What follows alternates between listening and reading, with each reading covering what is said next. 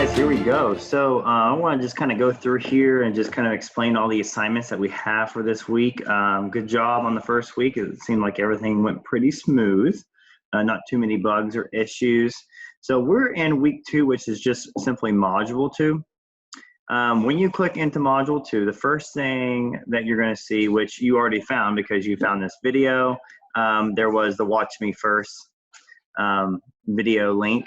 And then I want you guys to see here where it says live lesson schedule and presentation. When you go into this, there will be a video link here, which will take you to like the lecture for the week over the rise of totalitarian regimes.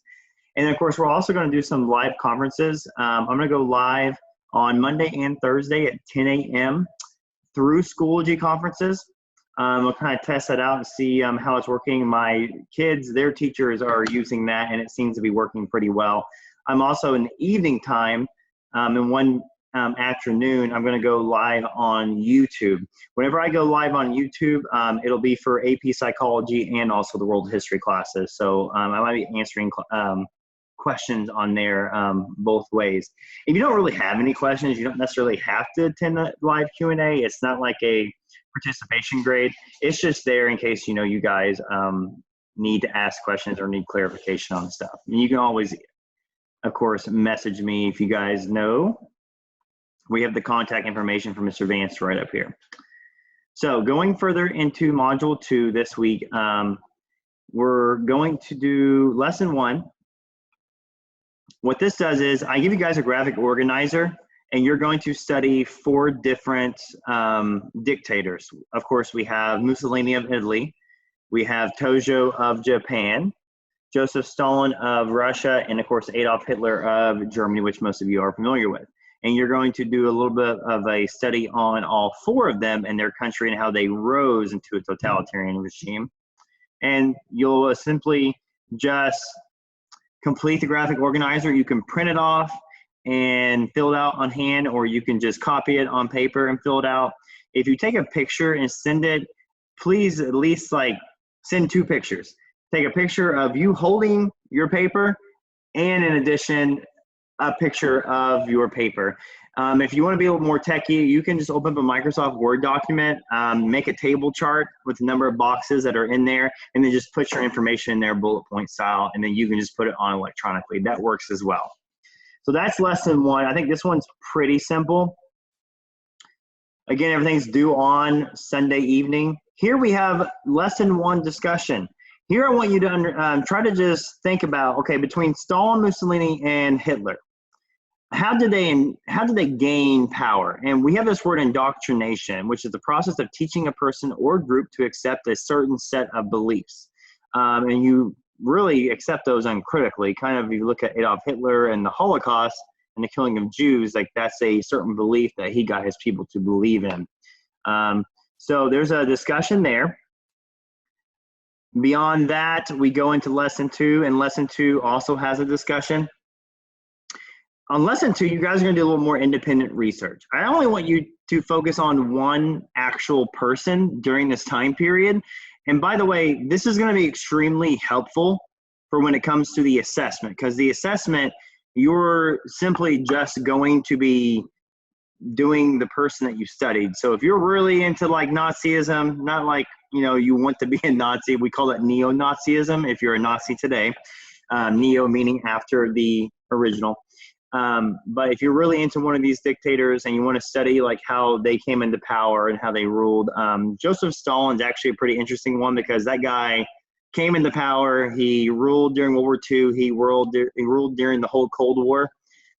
So he goes beyond the actual war. But you're going to do an in-depth study, and you kind of have 2 options of what you can do.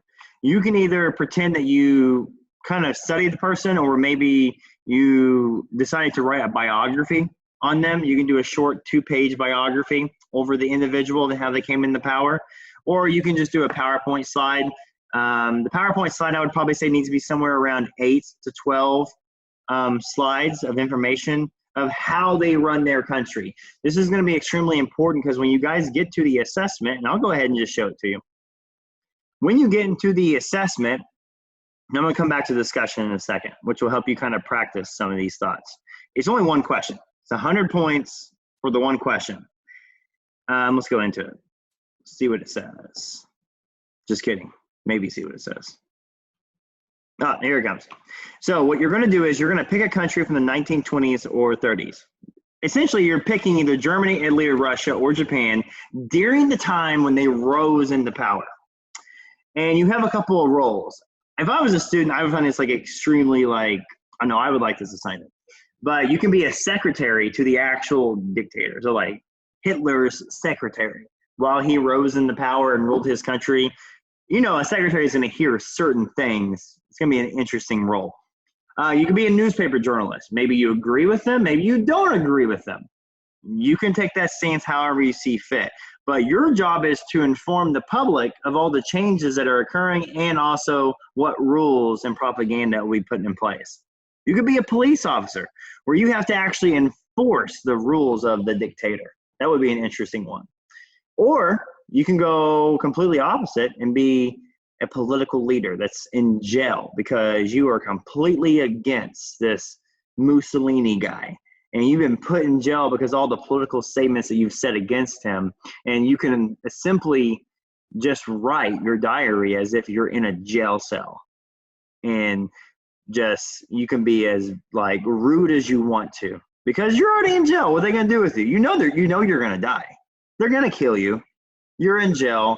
What do you have to lose? So if you want to be like super, just like put it out there, just you're going to say whatever you want to, pick the anti-totalitarian political leader. If you want to be a little bit more reserved, possibly the secretary, but you're getting a much more personal view of what's actually happening inside the office. If you want to be more of an informant, you're going to be a journalist. If you want to be more of like, you know, you just had to pay your bills, but you had to like enforce all these really strict rules of propaganda, then be the police officer. But essentially what you're going to do is you're going to write 5 diary entries. If you see here, here's an example, and this is a test. I'm giving you guys a sneak peek of the test before you actually do it. You'll put in 5 entries. That's why it's so important that you guys are working on lesson 2. Leave site. Hold on. I don't want to do that. But on lesson 2, it's super important that you guys are really making sure that you're putting some effort in, because the information you have here is going to help you with the assessment right here. Lesson 2. Lesson 2 discussion. This is going to help you kind of put your thesis out there, and you're going to put your thesis kind of out there in front of everybody else to see what they think.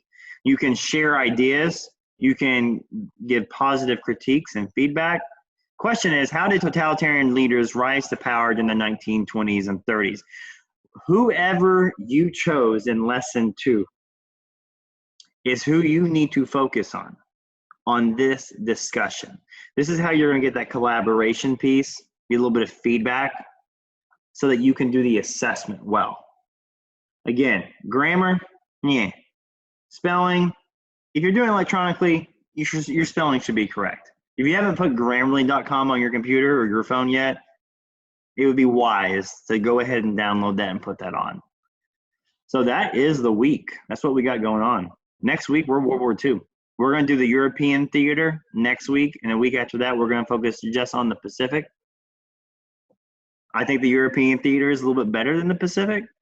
I kind of prefer studying the Germans, the Russians, Italians, Americans coming in on D-Day, whooping butt. Pretty cool. I like the European theater. However, the Pacific is kind of the longer road for America. We fought way more in the Pacific. A lot more PTSD cases come from the Pacific War. We fought an enemy that refused to surrender. They fought to the death. They call it kamikaze. The Germans, I don't have a white flag, but if I had one, the Germans, they got to a point where like, yeah, prisoners of war. Not that bad. The Americans are kind of cool. The Japanese, fight to the death. It was a dishonor to their country. And if you study Tojo, part of their regime and their propaganda was, it's called nationalism. Their country was way more important than their own personal lives. So something to think about, look at. If you guys have any questions, let me know. Have fun.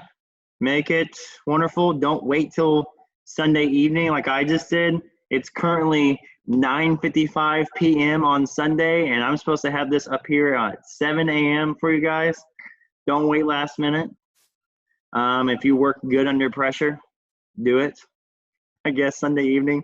But you never know. You don't want to wait till the end and then your internet doesn't work. So who knows? I may have just done this whole recording and it won't even upload. Who even knows? All right, guys, as always, we'll see you later. Have great history, and don't forget about the live Q&As if you need them. We'll see you.